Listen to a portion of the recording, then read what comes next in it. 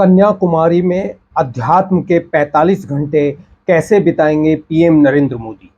आखिर पीएम मोदी ने अब की बार कन्याकुमारी को ही क्यों चुना?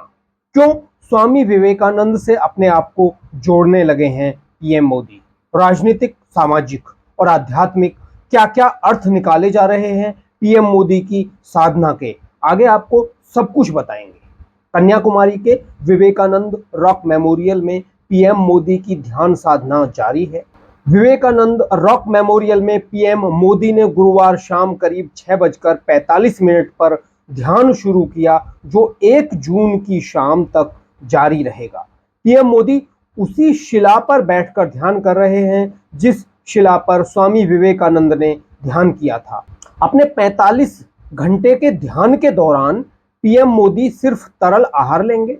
इस दौरान केवल वे नारियल पानी और अंगूर के जूस का सेवन करेंगे। सूत्रों के मुताबिक इस दौरान पीएम मोदी मौन व्रत का पालन भी करेंगे और ध्यान कक्ष से बाहर नहीं निकलेंगे। कई लोगों का सवाल है कि पीएम मोदी ने ध्यान लगाने के लिए विवेकानंद रॉक मेमोरियल को ही क्यों चुना? कन्याकुमारी के समुद्री तट पर श्री भगवती अम्मन मंदिर में पूजा के बाद प्रधानमंत्री नरेंद्र मोदी ने 30 मई की शाम अपना 45 घंटे का ध्यान शुरू कर दिया। जिस ध्यान मंडपम में प्रधानमंत्री मोदी ध्यान कर रहे हैं, स्वामी विवेकानंद ने भी वहीं ध्यान किया था साल 1892 में। इसमें एक पैटर्न खोजा जा सकता है। साल 2019 में, उससे पहले 2014 में भी लोकसभा चुनाव के सारे चरण निपटाने के बाद प्रधानमंत्री ध्यान मग्न हुए थे। 2014 में पीएम मोदी ने महाराष्ट्र के प्रतापगढ़ का दौरा किया और छत्रपति शिवाजी को श्रद्धांजलि दी थी। पिछले चुनाव नतीजों से ठीक पहले उत्तराखंड के केदारनाथ में एक गुफा में उनके तल्लीन होने की खूब तस्वीरें आई थी। अब आपको बताते हैं क्या है विवेकानंद रॉक मेमोरियल और क्या महत्ता है इसकी। विवेकानंद रॉक मेमोरियल लोकप्रिय टूरिस्ट स्पॉट है। कन्याकुमारी के वाबथुरई गांव से लगभग 500 मीटर दूर समुद्र में एक बड़ी चट्टान पर स्थित है। एक तरफ से अरब सागर, दूसरी तरफ बंगाल की खाड़ी और तीसरी ओर से हिंद महासागर से घिरा हुआ है। 2 मुख्य स्ट्रक्चर हैं। विवेकानंद मंडपम, जिसमें स्वामी विवेकानंद की एक बड़ी सी कांस्य की मूर्ति है। दूसरा श्रीपाद मंडपम, इसमें कन्याकुमारी देवी के पद चिन्ह है। ध्यान मंडपम के नाम से एक ध्यान कक्ष भी है। धार्मिक लोगों के लिए इस जगह का बहुत गहरा सांस्कृतिक और आध्यात्मिक महत्व है। मंडपम के डिजाइन में पूरे भारत की मंदिर वास्तुकला की अलग अलग शैलियों को शामिल किया गया है। साल 1992 के दिसंबर में 24, 25 और 26 तारीख को स्वामी विवेकानंद यहाँ आए थे ध्यान और ज्ञान प्राप्ति के लिए। उनके शिष्यों का मानना है कि 4 सालों तक भारत के कोने कोने में घूमने के बाद विवेकानंद को अंततः कन्याकुमारी में अपना दर्शन मिला।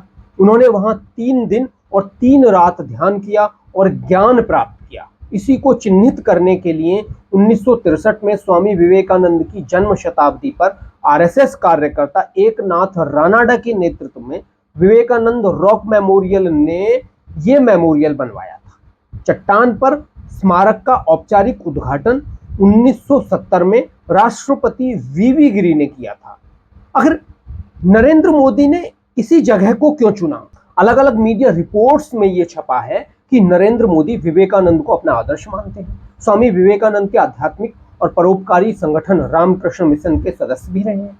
पिछले साल रामकृष्ण मिशन की 125वीं वर्षगांठ के मौके पर नरेंद्र मोदी ने अपने भाषण में कहा था, स्वामी विवेकानंद के पास भारत के बारे में एक भव्य दृष्टिकोण था और मुझे यकीन है कि वो गर्व के साथ भारत को इस दृष्टिकोण को पूरा करने की दिशा में काम करते हुए देख रहे होंगे। प्रधानमंत्री की एक तस्वीर भी शेयर हो रही है। 33 साल पहले की एक तस्वीर है। कन्याकुमारी की एक तस्वीर है। एक्स पर एक पेज है मोदी आर्काइव। उन्होंने नरेंद्र मोदी की एक तस्वीर पोस्ट की है जिसमें वो विवेकानंद की एक बड़ी मूर्ति के सामने खड़े हैं। साथ में लिखा है, 33 साल पहले कन्याकुमारी में प्रतिष्ठित विवेकानंद रॉक मेमोरियल से विशाल राष्ट्रव्यापी एकता यात्रा शुरू हुई थी जो कश्मीर तक फैली थी। डॉक्टर मुरली मनोहर जोशी और नरेंद्र मोदी सहित सभी एकता यात्रियों ने स्वामी विवेकानंद की प्रतिमा की परिक्रमा कर उन्हें श्रद्धांजलि दी थी। कुछ ने इस चयन को राजनीति से भी जोड़ा है, भारतीय जनता पार्टी के मिशन साउथ से जोड़ा है। कुल 543 लोकसभा सीटों में से 131 सीटें 5 दक्षिणी राज्यों केरल, तमिलनाडु, आंध्र प्रदेश, तेलंगाना और कर्नाटक में हैं। अकेले तमिलनाडु में 39 सीटें हैं। प्रधानमंत्री ने बीते 3 सालों में दक्षिणी राज्यों के खूब दौरे किए हैं। अकेले 2024 में तमिलनाडु की 7 यात्राएं की हैं। इसलिए 2 का 2 4 करने वालों ने इसके भी राजनीतिक निहितार्थ निकाले हैं।